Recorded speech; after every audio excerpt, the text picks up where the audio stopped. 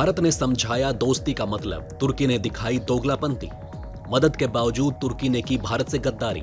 संयुक्त राष्ट्र में हो गया भारत के साथ खेल। भारत ने किया पलटवार तो निकल गई दुश्मनों की हेकड़ी। सबको दिखा दी भारत ने औकात, अब दिखाएगा तुर्की को अपनी असली दुश्मनी। भारत ने एक बार फिर पाकिस्तान की मदद करने के लिए अपना हाथ बढ़ाया। रूस में जाकर भारत कर रहा है पाकिस्तान की बड़ी मदद। पाकिस्तानियों को मिलेगी भारत की वजह से रोटी। दोस्तों, भूकंप की तबाही झेल रहे तुर्की को भारत ने गले लगाया, लेकिन बदले में तुर्की की तरफ से क्या किया गया? भारत के पीठ पर खंजर मार दिया गया। भारत ने तुर्की की मदद की और बदले में तुर्की की तरफ से इस तरीके का सिला भारत को मिला। भारत चाहता तो भूकंप आने के बाद तुर्की की मदद नहीं करता, क्योंकि भारत और तुर्की के रिश्ते इतने अच्छे नहीं, क्योंकि तुर्की की तरफ से पाकिस्तान का सपोर्ट करते हुए पीओके पर कई बार बयान दिए जा चुके हैं, जिसकी वजह से भारत और तुर्की के बीच के रिश्तों में काफी ज्यादा खटास पैदा हो चुकी थी। लेकिन भारत ने एक बार फिर मानवता का परिचय देते हुए यहां पर तुर्की की बिना कुछ सोचे समझे मदद की, क्योंकि भारत यह जानता था कि इस समय तुर्की को मदद की जरूरत है।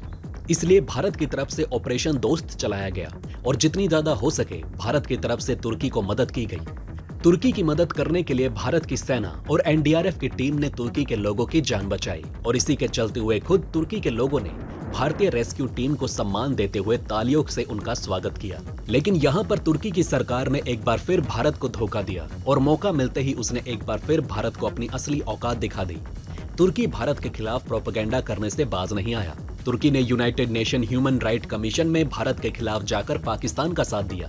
ये बात पूरी दुनिया ने देखी थी कि जिस समय भारत ने तुर्की की मदद की थी तो उस समय तुर्की ने भारत को अपना दोस्त कहा था, लेकिन आज उसी दोस्त के पीठ पर तुर्की ने फिर खंजर मार दिया है। अगर किसी जानवर के साथ कोई इंसान एहसान करता तो वो जानवर भी मदद करने वाले इंसान को पहचानने लगता है, लेकिन यहाँ पर तुर्की ने भारत को बहुत बुरी तरीके से धोखा दिया और अपना असली रंग फिर से दिखा दिया।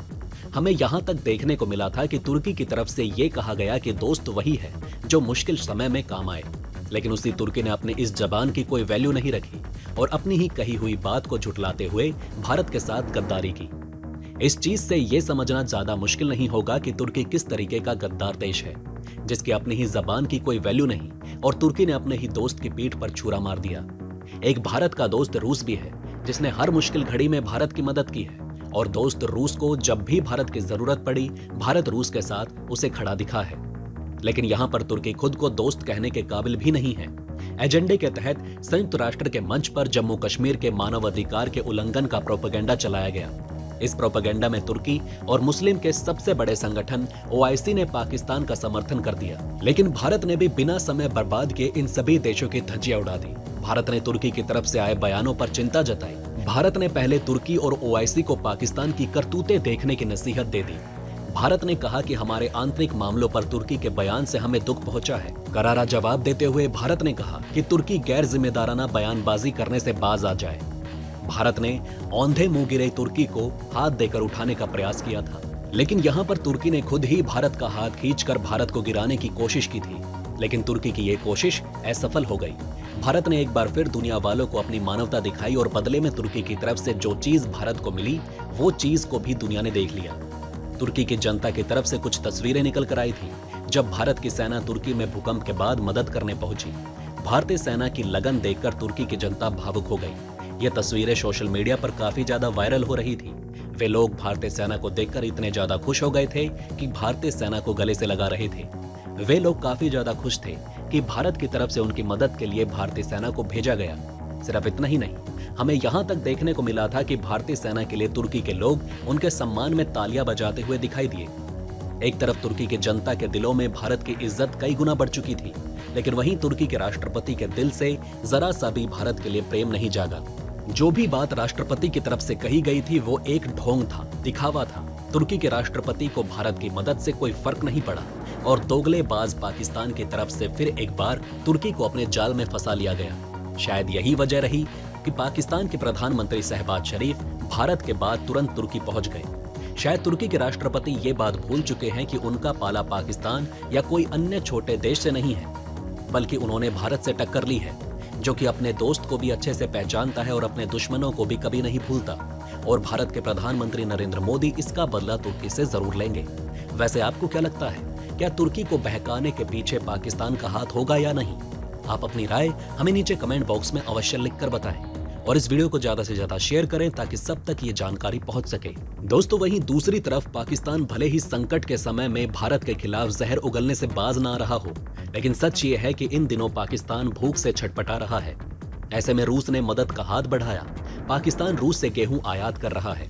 जिस तरह से भारत तुर्की की भी मदद करने से पीछे नहीं हटा, उसी तरह पाकिस्तान का पेट भरने के लिए एक भारतीय शिप MV लीला 50,000 मैट्रिक टन गेहूं की खेप लेकर रूस से पाकिस्तान पहुंचा है।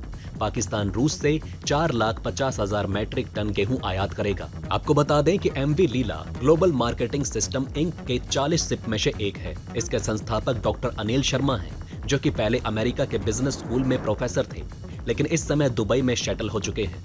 10 फरवरी को MV लीला रूस के पोर्ट से रवाना हुआ था और 1 मार्च को यह गवादर पोर्ट पर पहुंचा। डॉक्टर अनिल शर्मा मूल रूप से गुजरात के रहने वाले हैं। उन्होंने 1992 में GMS कंपनी बनाई थी। इसके बाद वो ग्लोबल शिप रिसाइकलिंग कम्युनिटी में जाने माने चेहरे हो गए। इससे पहले उन्होंने 10 साल तक प्रोफेसर के तौर पर अमेरिका में काम किया। इसके अलावा शिप टेक ने 2022 में उन्हें CEO ऑफ द ईयर का सम्मान दिया। इंडियन सुपर लीग टीम में ये दिल्ली डायनामोज के मालिक भी हैं। वो फुटबॉल में इन्वेस्ट करते हैं। हाल ही में चीन भी पाकिस्तान की मदद करने को तैयार हुआ और 10,600 करोड़ रुपए कर्ज देने के लिए सहमत हुआ। आपको बता दें कि पाकिस्तान पर जितना विदेशी कर्ज है, उसका 30% चीन से ही लिया गया है। अब पाकिस्तान की अर्थव्यवस्था को पटरी पर लाने के लिए चीन नमक चटा रहा है। इससे पाकिस्तान का भला होने वाला नहीं है। IMF भी पाकिस्तान को कर्ज देने के लिए अभी तैयार नहीं हुआ। IMF ने जो शर्तें रखी, उनको पूरा करने के लिए पाकिस्तान की जनता पर बोझ बढ़ रहा है।